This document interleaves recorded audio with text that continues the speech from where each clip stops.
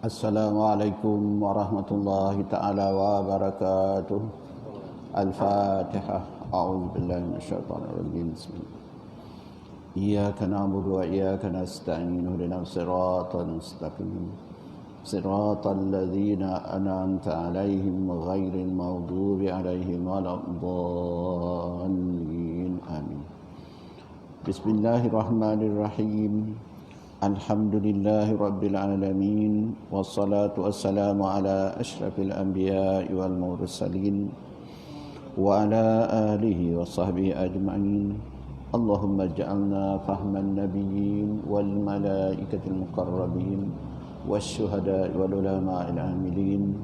Allahumma aftah bainana wa baina qaumina bil haqq wa anta khairul fatihin. Allahumma la ilma lana illa ma 'allamtana innaka antal alimul hakim. Alhamdulillah, kita menyambung kuliah kita pada malam ini. Kita baca kitab Sairus Salikin, iaitu kita dah sampai ke muka surat 64 ya, muka surat 64, iaitu faslun fi bayani adabil fakiri fi faqrihi. Ini suatu fasal pada menyatakan adab orang yang fakir di dalam kepapaannya itu. Jadi Imam Ghazali bawakan adab, akhlak ya, orang-orang yang susah, orang yang fakir, orang miskin. Ada adab-adabnya. Kata Imam Al-Ghazali rahimahullah, "I'lam anna lil fakiri adaban fi batinihi wa zahirihi wa mukhalatatihi wa af'alihi yanbaghi an yura'iha." Artinya, ketahui olehmu bahawasanya adalah bagi orang yang fakir itu beberapa adab yang batin dan adab yang zahir ya, adab dalaman dan juga luaran ya. Dan adab pada ketika bercampur dengan manusia dan adab di dalam perbuatannya. Maka segianya bagi orang yang fakir itu bahawa memelihara akan segala adab ini. Adapun adab yang batin, maka iaitu menyebutkan Imam Al-Ghazali rahimahullah ta'ala dengan katanya, fa'amma adabu batinihi fa'alla yakuna fihi karahiyatun lima btalahu Allah ta'ala bihi minal faqri, ani annahu la yakunu karihan fa'alullahi ta'ala min haisu annahu fa'alahu, wa in kana karihan lil faqri kal mahdumi yakunu karihan lil hijamah li ta'allumihi wa la yakunu karihan فعل الحجام ولا كارها للحجام بل ربما يتقلد منه من منة فهذا أقل درجاته وهو واجب ونقيده حرام ومهبة صواب الفقر وهو معنى قوله تعالى يا معشر الفقراء أعطوا الله الرضا من قلوبكم تظفروا بثواب فقركم وإلا فلا. Yang bermaksud, maka adapun adab yang batin itu, maka bahawasanya jangan ada di dalam hatinya itu benci ia barang yang diberi bala akan dia oleh Allah Ta'ala dengan dia daripada keadaannya fakir itu. Jadi itu adab yang dikatakan adab batin, iaitu jangan ada dalam hatinya benci keadaan kesusahan dia, kepayahan dia itu jadi dia terbenci ia barang yang diberi bala akan dia oleh Allah Ta'ala dengan dia daripada keadaannya fakir itu jadi bukan mudah nak dapat adab supaya tak benci Biasa kita dengar golongan-golongan yang susah ini, dia sentiasa mengadu, mengatakan berbagai-bagai kesusahan yang dia hadapi lah. Susah kita nak cari orang yang seolah dia tak benci lah keadaan apa yang Allah kenakan kepadanya, dia redha lah. Dan kami kehendaki akan jangan benci itu, bahawa jangan di dalam hatinya benci ia akan perbuatan Allah Ta'ala, iaitu Allah yang menjadikan dia itu fakir, susah. Jadi kalau dia benci, maknanya dia benci apa yang Allah buatkan atau lakukan ke atasnya lah. Kerana sekiranya bahawasanya fakirnya itu jadi daripada perbuatan Allah Ta'ala, maka wajib ia redakan kepapaannya yang dijadikan akan dia oleh Allah Ta'ala itu. Dan jikalau benci nafsunya yang amarah itu akan kepapaannya itu sekalipun, maka wajib ia melawan akan nafsunya itu supaya jadi reda hatinya akan kepapaannya itu. Nafsu yang amarah, nafsu yang sentiasa nak mengajak kepada keburukan, jadi yang menyebabkan seorang itu marah kerana nafsu amarah dia yang ada di dalam diri dia. Sebab nafsu amarah ini sentiasa nak melawan apa yang dikehendaki oleh Allah Subhanahu Wa Taala. Itu nafsu amarah itu. Jadi orang yang tidak benci itu, maknanya dia kena lawan nafsu dia sendirilah, supaya jadikan dia orang yang redha. Misalnya itu seperti orang yang dibuang oleh orang yang membekam akan dia itu akan darahnya. Dicontohkan seperti orang melakukan bekam, jadi nak buangkan darahnya, padahal adalah ia benci bagi berbekam. Memanglah kerana menyakiti ia akan dia dengan berbekam itu, dan tiada ia benci akan perbuatan orang yang membekam akan dia itu, dan tiada benci akan dia akan orang yang membekam itu, tetapi terkadang memuji ia akan orang yang membekam itu kerana hasil nikmat sehat itu daripadanya. Maka inilah sekurang-kurang darjat orang yang fakir, dan iaitu wajib atas orang yang fakir itu redakan Allah Ta'ala yang menjadikan kepapaannya itu. Dan lawannya itu iaitu haram atasnya bahawa ia benci akan kepapaannya itu, dan lagi benci akan kepapaannya itu menghapuskan pahala kepapaannya itu. Jadi kalau dia ada rasa perasaan benci, makna tak adalah dapat ganjaran pahala kefakiran yang Allah kenakan kepadanya. Kalau dia redha, maknanya dia dapat pahala ganjaran daripada Allah, apa yang Allah kenakan kesusahan kepayahan ke atasnya lah. Iaitu makna sabda Nabi, dan iaitulah makna sabda Nabi sallallahu alaihi wasallam, ya ma'syaral fuqara a'tullaha ar-ridha min qulubikum tazfaru bisawabi fakrikum wa illa fala. Makna Rasulullah SAW bersabda, wahai orang yang fakir, beri oleh kamu akan Allah Ta'ala itu akan redha daripada hati kamu itu, supaya kamu dapat pahala kebapaannya kamu itu. Jadi kalau dia redha, maka dia dapat ganjaran pahala kesusahan kepayahan yang dia hadapi itu. Kemudian maka berkata pula Imam Al-Ghazali rahimahullahu ta'ala pada hal ia menyatakan darjat yang terlebih tinggi daripada darjat yang tersebut itu dengan katanya, jadi kalau dia tidak benci, itu adalah satu darjat yang paling rendah lah. Di sana ada lagi darjat yang lebih tinggi daripada yang pertama tadi, iaitu dia kata wa arfa'u min haza alla yakuna karihan lil fakri bal yakunu radiyan bihi. Artinya, dan adalah darjat yang terlebih tinggi daripada demikian itu, bahawasanya tiada ada nafsunya yang amarah itu benci akan kepapaannya itu, tetapi adalah ia telah redha dengan kepapaannya itu, kerana darjat yang dahulu itu iaitu makam orang yang sabar, ya. Orang yang tidak benci kepapaan, kesusahan yang dia hadapi itu dia kata makam orang yang sabar. Dan adalah darjat yang kedua itu iaitu makam orang yang redha. Sabar dia maknanya malapetaka yang ada pada dia itu dia sabar, maka itu dia katakan makam orang yang sabar. Naik sikit kepada makam yang kedua iaitu dikatakan makam orang yang redha.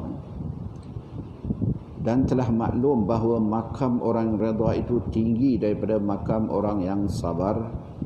Kemudian maka menyebutkan Imam Ghazali rahimahullah ta'ala akan darjat yang tinggi ataupun yang tiga daripada darjat yang kedua itu. Tinggi daripada darjat yang kedua, iaitu makam yang ketiga dengan katanya wa arfa'u minhu an yakuna taliban lahu wa farahan bihi li'ilmihi bi ghawailil ghina yakunu mutawakkilan fi batini ala Allah ta'ala wasiqan bihi bi qadri daruratihi annahu ya'tihi la muhalata wa yakunu karihan liziyadati ala al-kafaf.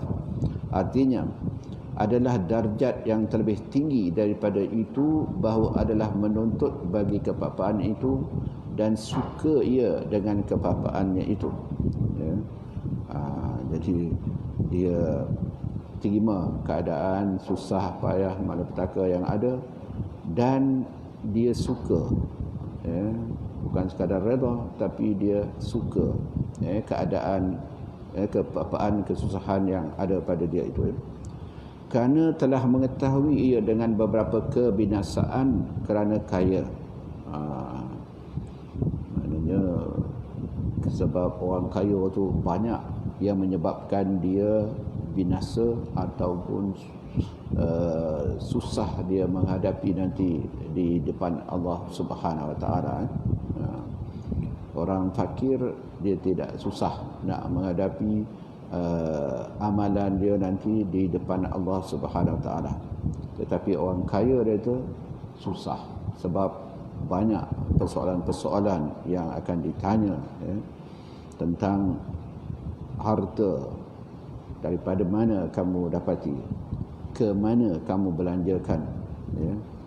Itu adalah persoalan yang akan ditanya kepada golongan orang-orang yang mempunyai harta, kekayaan, ya. Dengan beberapa kebinasaan kerana kaya itu dan beberapa manfaat apa itu di dalam akhirat, dan adalah ia tawakal di dalam hatinya atas Allah Ta'ala dan percaya dengan dia dan redha ia di dalam rezekinya sekadar darurah, ya, sekadar cukup, ya, yakni hajat yang mencukupi akan dia dan ahlinya, bahusanya tak dapat tiada datang ia kepadanya, dan lagi adalah ia benci bagi harta yang lebih daripada sekedar yang mencukupi akan dirinya dan ahlinya itu, ya. Dan adalah makam yang ketiga ini iaitu dinamakan makam tawakal, yakni semata-mata menyerahkan dirinya itu kepada Allah Ta'ala yang mentadbirkan dan yang memerintahkan akan dia, dan semata-mata ia mengikut akan kehendak Allah Ta'ala dan tiada ia punya tadbir dan tiada mempunyai kehendak sekali-kali. Dan adalah makam yang ketiga ini iaitu fakir yang sabar, yang mubtadi, yang salik, dan adalah makam yang kedua itu makam orang yang fakir, yang redha, yang mutawassit, yakni yang pertengahan, yang sair seperti kata Waliullah Ibn Ruslan di dalam risalahnya, ya. Jadi Imam Ghazali menjelaskan tiga darjat, ya, golongan orang-orang yang dikatakan fakir dan susah miskin. Pertama dia katakan orang yang tidak ada dalam dirinya benci, keadaan kefakiran dia, kesusahan dia itu, ya. Kedua, orang yang redha. Redha maknanya terima apa sahaja yang Allah Subhanahu Wa Taala berikan atau kenakan kepada dia daripada apa sahaja kesusahan, kepayahan dalam kehidupan dia tu. Dan yang ketiga adalah orang yang dikatakan tawakal, surah, apa yang Allah kenakan kepadanya, dia serahkan semuanya itu kepada Allah Subhanahu Wa Taala. Dan ini adalah makam yang tertinggi, dia katakan. Okey. Kemudian dia kata Waliullah Ibn Ruslan di dalam risalahnya, awal maqamat as-sabr ala muradihi wa awsatuhu ar-ridha bi muradihi wa akhiruha an takuna bi muradihi. Artinya permulaan makam orang yang fakir, yang salik itu sabar ia atas menanggung kesusahan, golongan orang fakir yang salik, maksudnya orang yang fakir yang berusaha menjalani jalan orang-orang yang mengikut jalan akhirat, itu maksud fakir yang salik. Kebanyakan yang ada fakir yang bukan salik, dia fakir dan dia jadi fakir keadaannya itu, tapi tak mau nak berusaha belajar, meningkatkan ilmu pengetahuan, datang ke masjid, datang ke ceramah dan apa semua. Jadi orang yang itu tak masuk dalam apa yang diperkatakan oleh Imam Ghazali ini. Sebab yang dikatakan oleh Imam Ghazali, orang fakir yang salik, yang berusaha untuk memperbaiki jalan akhirat dia. Itu dia katakan orang fakir yang salik. Dengan sebab itu dia sanggup bersabar atas menanggung kesusahan yang dikehendaki Allah akan dia itu. Adalah pertengahan makam orang fakir, iaitu sairin, iaitu redha, ia dengan segala yang dikehendaki oleh Allah Ta'ala atasnya itu. Dan adalah kekesusahan makam orang yang fakir yang arifin itu ialah bahawa adalah sekalian kelakuannya itu mengikut dengan segala kehendak Allah Ta'ala. Jadi yang kedua itu makam arif, makam orang redha, dia terima sahaja apa sahaja kesusahan yang dihadapi. Kemudian di sana ada pula data fakir yang arifin, fakir tapi dia menjadi orang yang makrifah kepada Allah Subhanahu Wa Taala, yang benar-benar dia bermakrifah kepada Allah Subhanahu Wa Taala, mengenali Allah Subhanahu Wa Taala dengan sungguhnya, bahawa ada sekalian kelakuannya itu mengikut dengan segala kehendak Allah Ta'ala. Itu ada itu tawakal tadi. Padahal ia fana daripada kehendak dirinya itu dan semata-mata baki dengan kehendak Allah Ta'ala. Dan kata Syekh Islam Zakaria dalam kitabnya bernama Fathur Rahman Syarh Risalatu Ibn Ruslan rahimahullah ta'ala, fal abdu iza sabara rida wa iza rada kana bi muradi ta'ala fayafna minhu hawlihi wa quwwatihi bi musyahadati min hadrati rabbaniyah, lianna man yafna an zalika baqiya billahi fakana sam'ahu wa basaruhu kana sam'uhu wa basaruhu wa ghairuhuma kama fi khabar kuntu sam'ahu alladhi yasma'u bihi ila akhirih. Artinya maka hamba Allah itu apabila ia sabar, nescaya ia jadi redha. Betul, jika dia sabar maknanya sanggup menerima apa sahaja kesusahan yang dihadapi dengan tanpa mencerca ataupun mengungkit-ungkit. Misal seorang itu Allah kenakan dia sakit, dia tidak mengungkit-ungkit, kenapalah aku saja yang kena sakit, orang lain tak sakit, macam-macam dia timbulkanlah soalan itu. Jadi kalau dia sabar, dia terima, tidak dia mengata itu, mengata ini dan apa semua. Maka kalau dia sabar, nescaya ada ia jadi redha. Ya. Kalau dia ada sifat sabar, maka dia adalah sifat redha.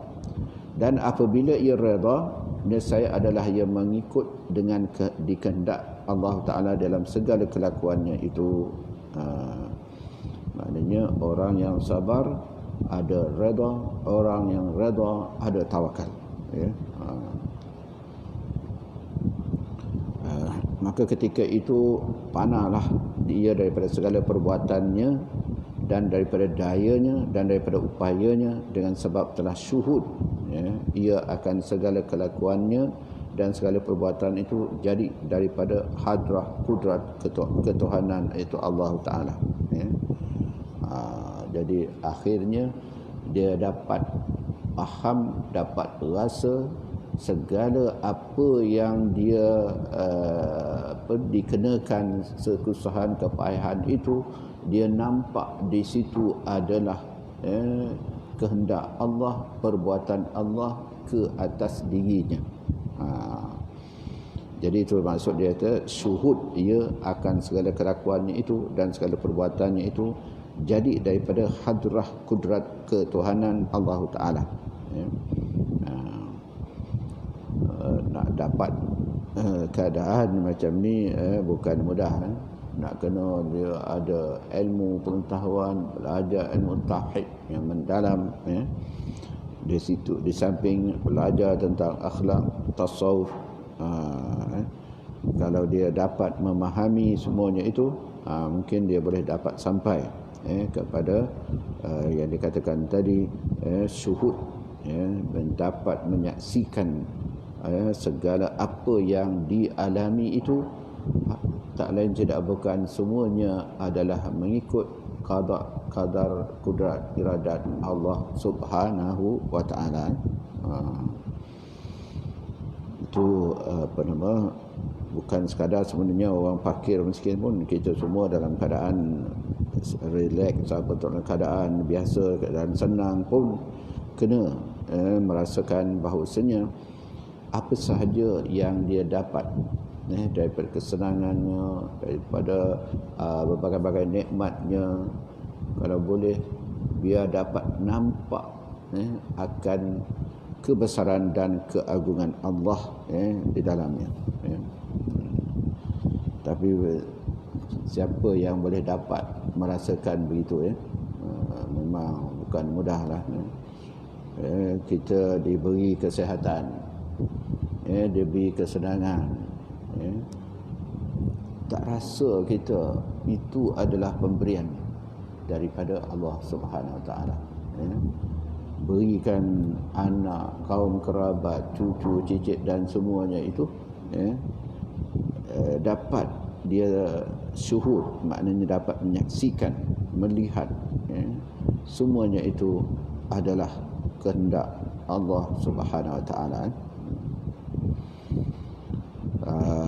Jadi dia kata kelakuannya dan segala perbuatannya itu jadi daripada hadrah kudrat ketuhanan Allah Ta'ala. Kerana barang siapa telah fana ia daripada demikian itu, fana itu maksudnya apabila dia telah dapat menyaksikan kekuasaan, kudrat iradat Allah Subhanahu Wa Ta'ala itu, dia dapat tengok itu, dapat faham begitu, itu maknanya dia telah berada dalam keadaan fana, yakni daripada segala kelakuannya dan daripada segala perbuatannya dan daripada daya upayanya itu, nescaya baqa ia dengan Allah Ta'ala. Kekal dia, syuhud dia dengan Allah Subhanahu Wa Ta'ala. Yakni barang siapa panak ia daripada memandang akan perbuatan dirinya itu, nescaya kekal ia memandang akan semata-mata perbuatan Allah Ta'ala. Maka adalah perbuatan dan penglihatannya itu,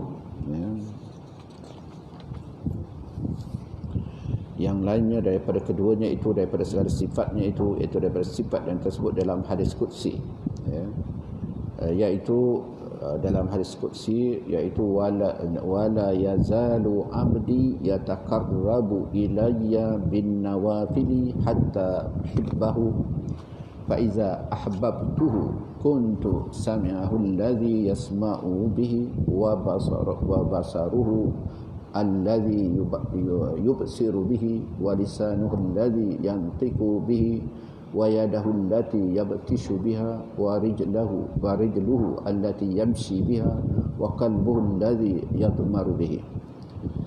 Maksudnya, dan sentiasa hamba-Ku menghampirkan akan dirinya kepadaku dengan membanyakkan berbuat ibadah yang sunat. Jadi hendakkan kita menghampirkan diri kepada Allah Subhanahu Wa Taala, hendaknya memperbanyakkan buat ibadah-ibadah yang berbentuk sunat. Apa dia punya hikmahnya? Hingga aku kasihi akan dia. Banyak membuat ibadah-ibadah yang sunat, Allah mencintai, mengasihi. Maka apabila aku kasih akan dia, nescaya adalah aku pendengarannya yang mendengar ia dengan dia. Jadi kalaulah dah dapat kita dikasihi oleh Allah, maka apa yang kita dengar itulah pendengaran Allah. Dan penglihatannya yang melihat dia dengan dia, begitu juga penglihatannya, begitu juga lidah yang bertutur dengan dia, dan tangannya yang menjabat ia dengan dia, dan kaki yang berjalan ia dengan dia, dan hatinya yang mencita-cita ia dengan dia, semata-mata ia di dalam perbuatannya itu ingat ia kepada Allah Ta'ala yang memperbuat baginya akan sekalian di dalam hakikatnya itu. Jadi maksudnya orang-orang yang rajin membuat amal-amal yang sunat, itu nawafil itu. Jadi apa yang dia dengar, sami'ahu tu dia, apa yang didengar, makna itulah pendengaran Allah. Bagaimana maksudnya? Iaitu dia tidak akan dengar benda-benda, perkara-perkara yang buruk, khususnya yang haram. Begitu juga basar, penglihatan dia, nak lihat apa. Begitu juga lisan, makna percakapan dia, dia tidak akan bertutur melainkan kata-kata yang baik. Sebagaimana dalam Al-Quran pun ada mengatakan, wa qulu qawlan ma'rufa, hendaklah kamu bercakap, bertutur tuturan yang membawa ma'ruf. Jadi itu orang yang dikatakan dapat kasih Allah. Jadi lisan dia pun bertutur dengan tuturan yang baik. Begitu juga tangan dia, nak buat apa, nak ambil apa, dia tidak akan membuat benda-benda yang boleh membawa kepada haram. Begitu juga kakinya, ke mana dia nak bawa kakinya.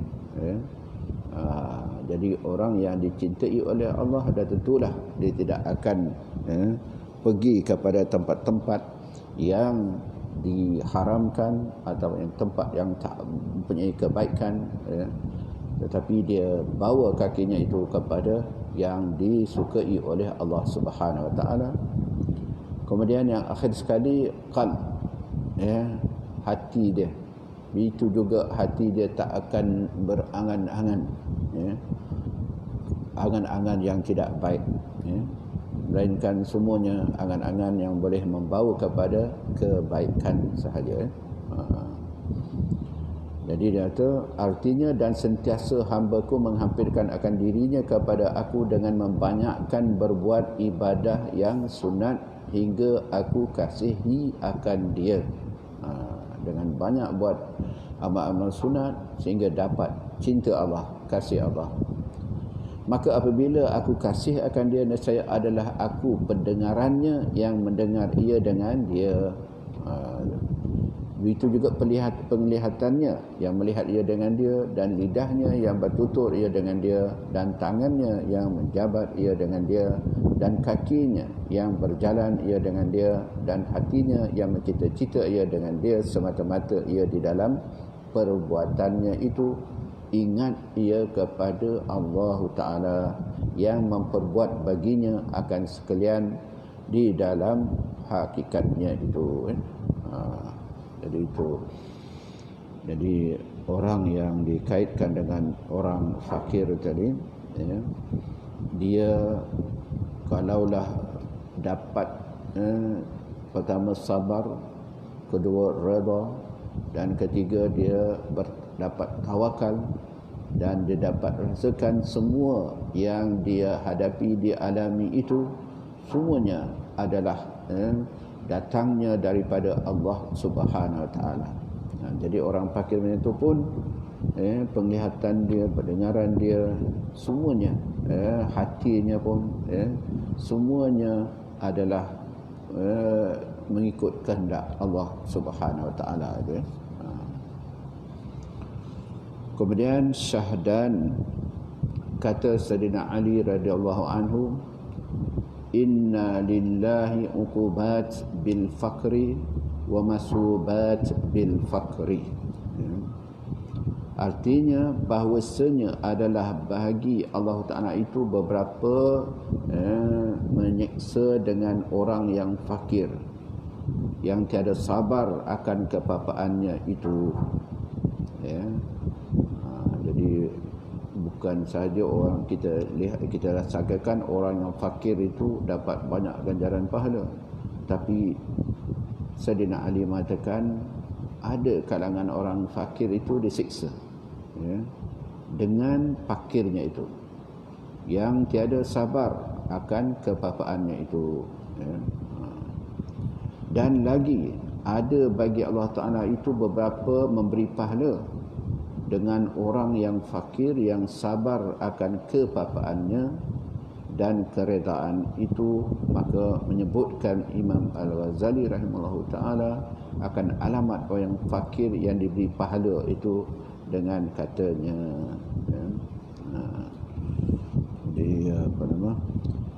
dikatakan apa? Famin alamatil faqri idza kana masubatan an yuhsina alaihi khuluquhu wa yuti'u bihi rabbahu wa la yashku halahu wa yashkurullah ta'ala ala faqrihi. Artinya, maka setengah daripada alamat orang yang fakir apabila ada ia diberi pahala akan kepapaannya itu, makna orang fakir yang dapat pahala ganjaran daripada Allah Subhanahu Wa Taala dalam keadaan kefakiran dia itu.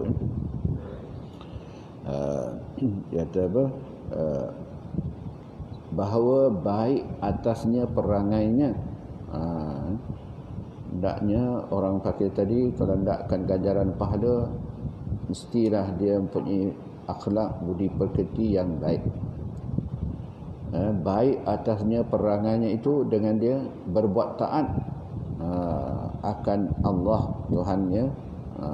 Jadi bukan maknanya dia fakir, dia tak mau beribadah, susah dan apa semua. Dia mesti mempunyai akhlak yang baik dan melakukan ibadah kepada Allah, dan tiada ia mengadukan kepada seseorang akan hal kepapaannya itu. Dia tidak mengadu, tidak menceritakan kesusahan dia itu kepada orang lain, dan syukur ia akan Allah Ta'ala atas kepapaannya itu, dan dia syukur. Jadi kalau inilah, pertama tadi ada adab akhlak yang baik, kedua dia melakukan ketaatan terhadap Allah, beribadah, dan dia tidak mengadu, tidak mengata sesuatu tentang kefakiran dia kepada orang lain. Jadi itu orang fakir yang mendapat kedudukan pahala di sisi Allah Subhanahu Wa Taala. Dan lagi menyebutkan Imam Al-Ghazali rahimallahu ta'ala alamat orang yang fakir yang diberi siksa, ya.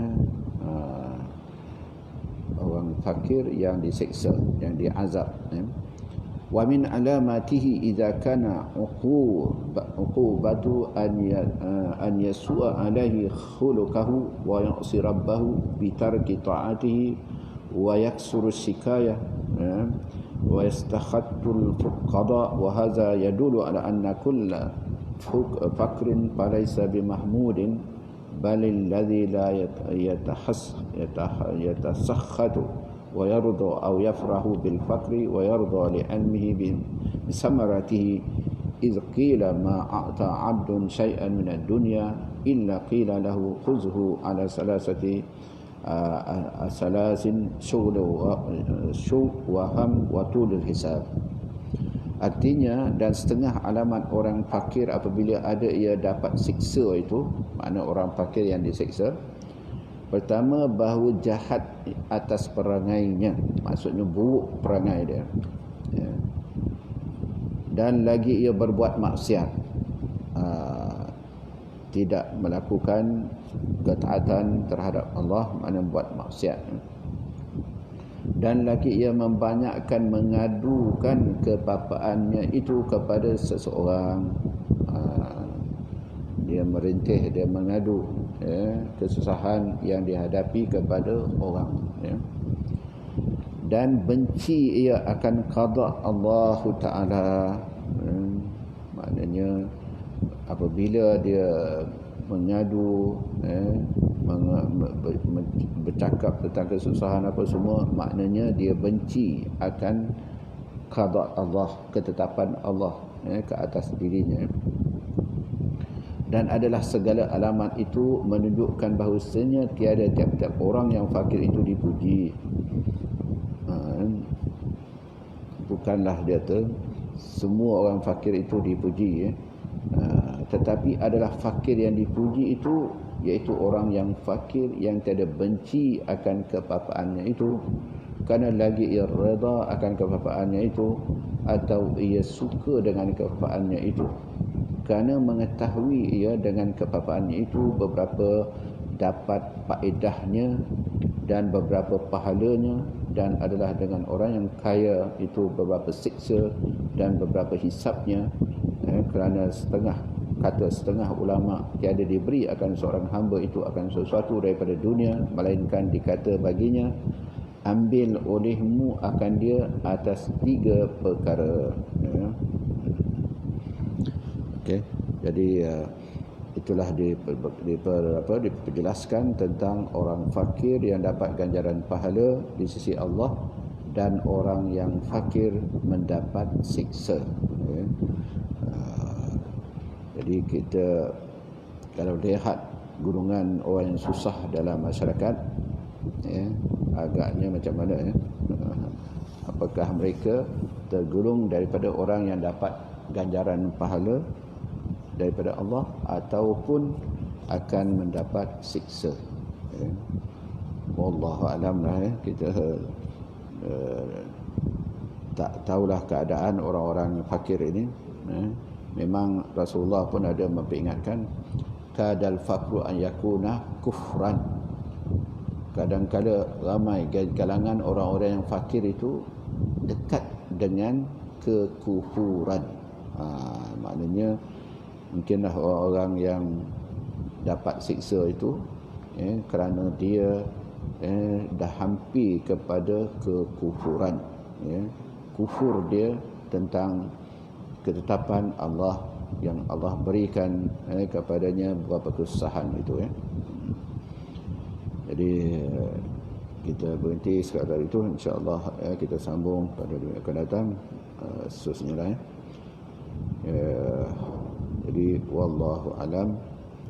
Bismillahirrahmanirrahim. Rabbana anfa'na bima 'allamtana, Rabbi 'allimna alladhi yanfa'una, Rabbi faqihna wa faqih ahlana wa qarabatin lana fi dinina ma'ahli kulli unsa wa zakar Rabbi wa fitna wa fikum lima taratadi qawlan wa fi'lan karama wa rizqan kun halalan daima وصلى الله على وسلم والحمد لله رب العالمين. بسم الله الرحمن الرحيم. والعصر إن الإنسان لفي خسر إلا الذين آمنوا وعملوا الصالحات وتواصوا بالحق وتواصوا بالصبر. السلام عليكم ورحمة الله وبركاته.